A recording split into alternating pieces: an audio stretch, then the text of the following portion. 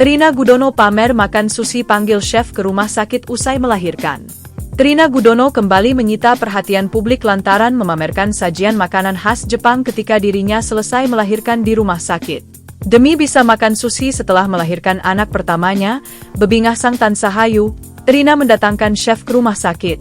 Chef tersebut masak langsung di hadapan Rina Gudono. Momen ini pun dibagikannya lewat story Instagram pribadinya, Rina Gudono. Dalam video tersebut tampak 3 orang yang sedang menyajikan sebuah makan di atas meja. Rina Gudono juga menuliskan sebuah caption dalam story Instagram miliknya. Terima kasih omakase diersenya, Kaesang. Akhirnya bisa makan sushi sashimi nigiri lagi, tulis Rina di Instagram story-nya.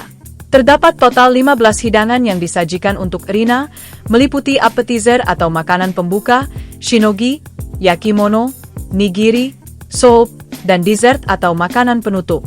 Hidangan terbanyak yang disajikan adalah dari kategori nigiri.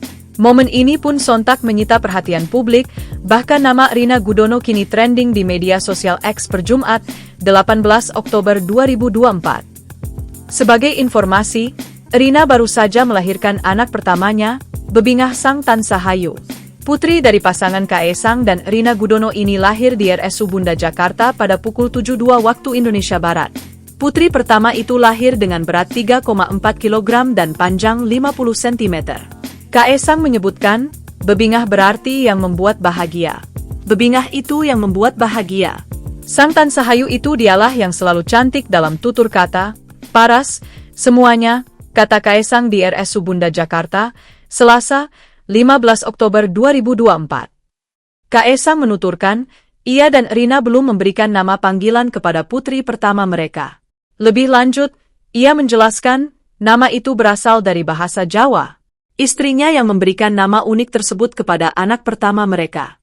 Download Tribun X sekarang, menghadirkan lokal menjadi Indonesia.